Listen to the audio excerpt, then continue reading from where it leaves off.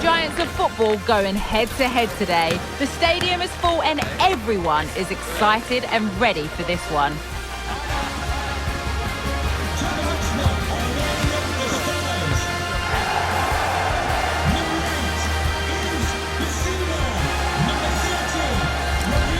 Stay with us on EA TV for the live action as it happens.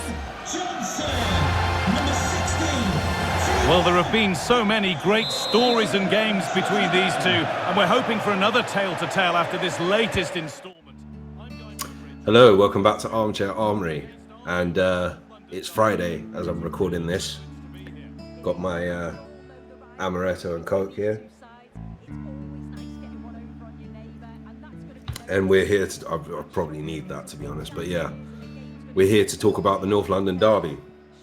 Oh man, I know I've said this quite a lot this season, but it feels like these games come so quickly.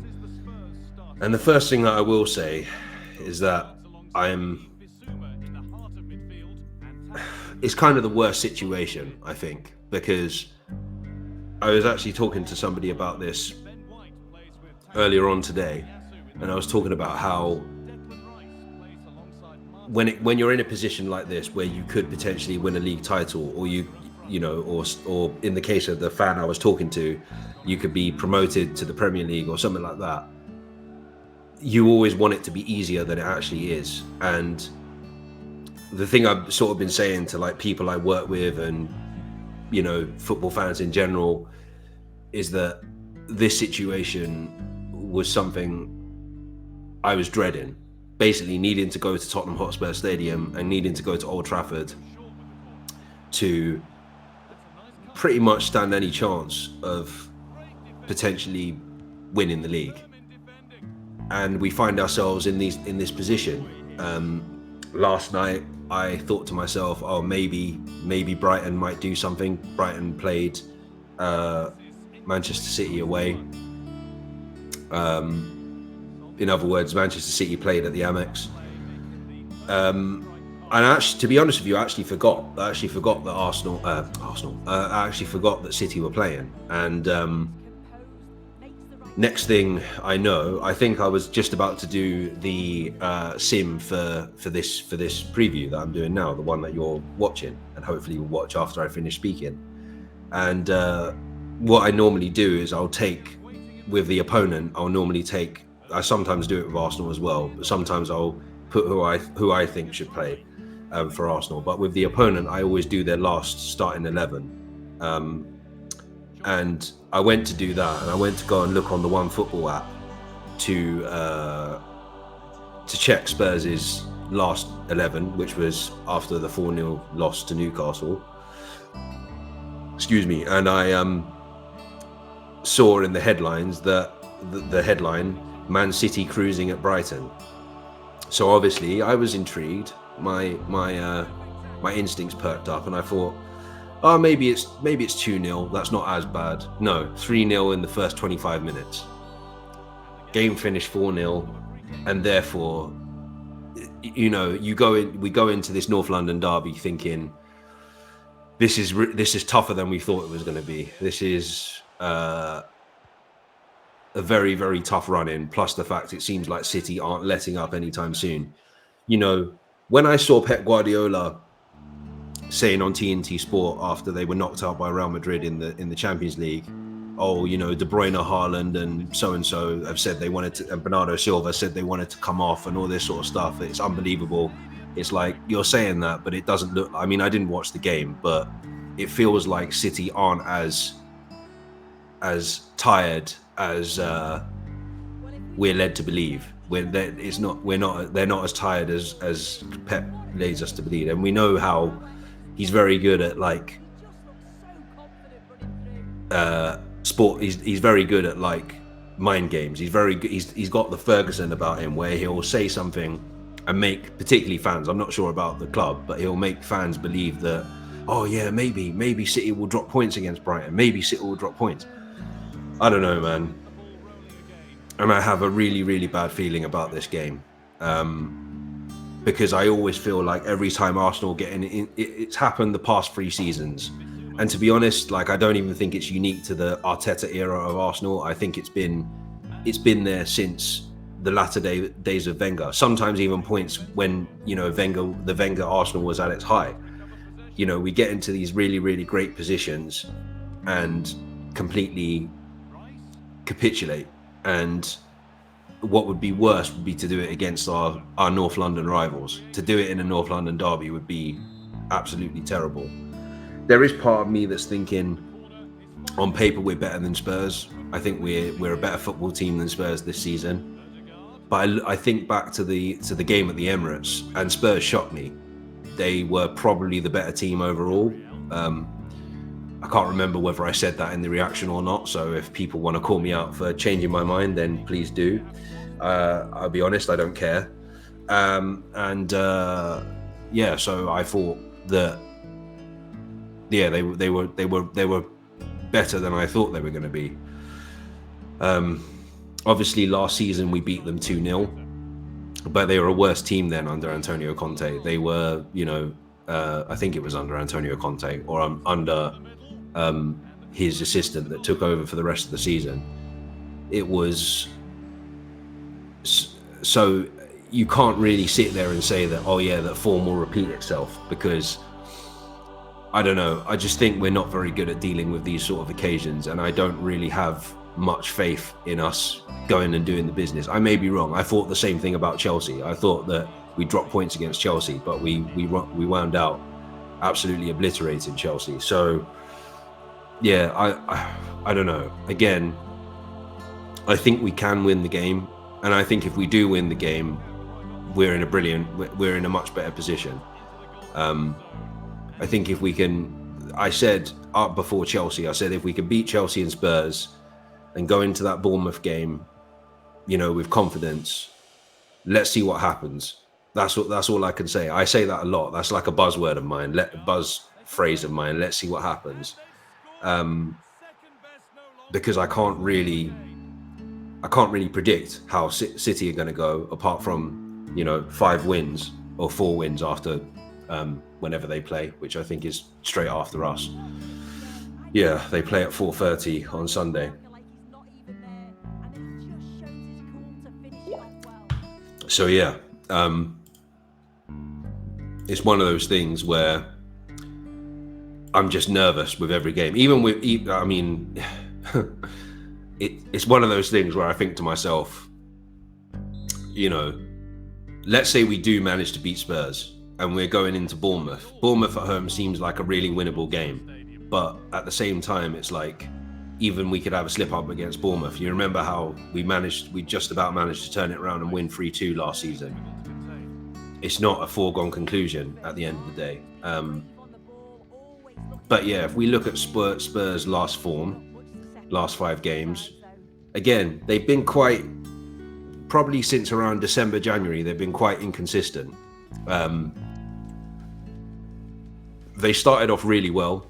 I think there was a sort of, especially amongst the sort of mainstream media, there was a lot of waxing lyrical about this Ange Postecoglou revolution and all this kind of stuff. Even like you saw headlines of whether Spurs can win the league and all this kind of stuff.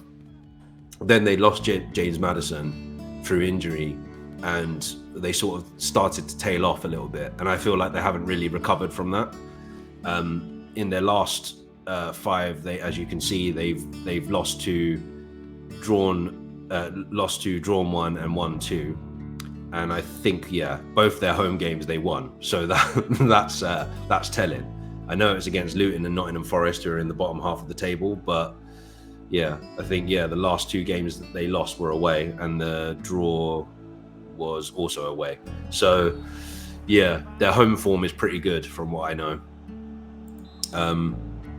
or from what I understand. Yeah, I'm just looking. Yeah, their home form is pretty good, to be honest. You know, they've sort of carried over that form from Wembley when they were at Wembley for those 2 seasons. Yeah, they've won the majority of their home games, so I'm another reason to be nervous about it, really. Like, you know, in the last few times that we've played them.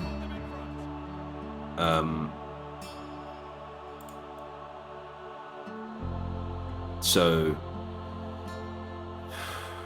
Jesus. Last five, 2 away times we played them. So we beat them, as I mentioned, we beat them last season, and then they beat us 3-0 in 2022, which was the the famous when we were going for top 4 and we needed to beat Spurs to kind of get in the back in the Champions League. And this was where we absolutely got wiped the floor by Spurs. It's probably the best I've seen Spurs play against us for as long as I can remember. And this is what this game sort of reminds me of. This is what this game is sort of making me think of. It's sort of making me think, it's giving me vibes of that, sort of a do or die moment. And, the last time that happened, Spurs came up on top. Spurs were the ones that came out on top, and they absolutely wiped the floor of us. So then we went on to lose to Newcastle, and we essentially lost out on top 4 that way. But there's one thing that's giving me a little bit of hope, that's a different Arsenal from 2 years ago. We seem like a stronger team now. We seem like a more organized team, and we seem to learn from our mistakes. So that's one thing that gives me hope. But for some reason, I just always, I can't help but be pessimistic, because nothing ever seems to go our way. In the past 5 or 6 years, when the chips are down, it never feels like things are going our way. And that's all I want to see is a performance and a win, and to give us that, as Gandalf in Lord of the Rings says, a fool's hope in winning the Premier League for the first time in 2 decades. As I said in my Chelsea preview, I'm not going to predict a score for the rest of the season. I'm not doing any score predictions. I'm just going to go on pure reaction, to be honest. I think if we lose to Spurs, giving it everything, there's not very much we can do. But I said this last season, and I don't want to jinx it again, but I just don't want us to just hand City the title. I want us to take them all the way to the end. It looks like it is just between us and City now, just because Liverpool lost to Everton the other night, and that pretty much ruled all but it's not mathematically impossible, but it pretty much rules them out. All but rules them out of winning the title this season. So yeah, it's all up to us. And I hope the players and Arteta aren't looking at the fact that Chelsea battered Brighton 4-0 and think, yeah, we've got no hope. And it's a North London derby. You have to be up for it. You have to be up for beating Spurs. And they'll be up for it as well. I've seen a few. I mean, I'm trying not to, because it's just going to make me nervous. I'm trying not to watch like previews on other channels and stuff like that. But I've seen a few clips going around of like that Abby girl that's on DR Sports, Robbie's company, going on about how we have to stop you winning the league. It's like the biggest thing ever. But then you look back to 2004, the Invincible era, the Invincible time, and they had to do that then, and they didn't. All we needed was a draw to. I mean, it would have been great to win the league, to beat them, but we drew and still won the league at White Hart Lane. So yeah, we'll just have to see what happens, I suppose. Yeah, and I'm seeing clips like that, and it's just making me nervous, because I know that their fans are up for it. I know that the players will be up for it, and I know that from seeing that clip of Ange Postecoglou when he was Australia manager, hyping up the team to go out and play for Australia and all this kind of stuff. And I have a feeling he's going to do the same thing. He's going to be. I'm not going to do a bad impression of Ange Postecoglou. Who's going to be like, mate, we got to do this, mate. I don't know, mate. This is the biggest thing. We got to stop them from winning the league, mate. That's basically what he's going to do. He's going to somehow galvanise these guys to go out and put in a performance, and hopefully Arteta can match that. Let's fucking do this, guys. I hope Arteta can do the same thing. But as I say, I'm not going to predict, because I feel like I'm going to be jinxing it even more. I've gone on for way too long, because you're basically going to just see the end of the sim with clean sound. So I'll stop talking now. North London derby, come on you Gunners, please do this. I want to see the fight right until the end. I don't want to just hand City the title. I always want to beat Tottenham. So let's see if we can do this. I'm going to leave it there. Oh God. Take care and stay safe.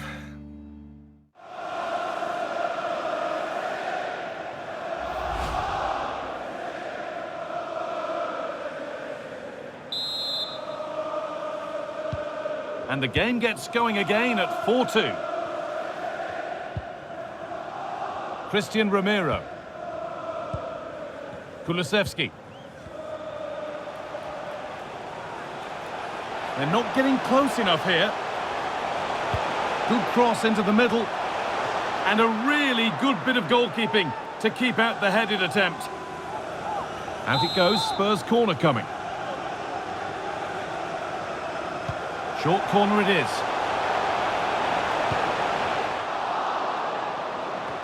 Bentancur. He takes it on.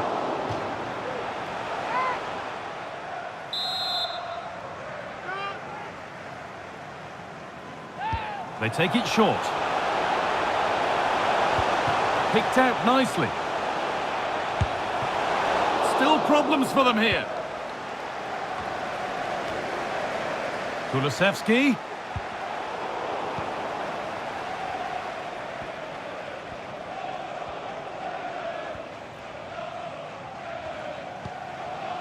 Martin Odegaard. Martinelli. Taking this on. And that's pretty straightforward for the keeper.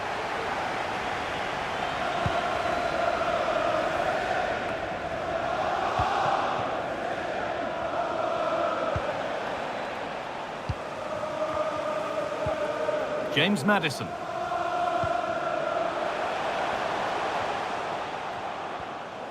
They won't take it from him there.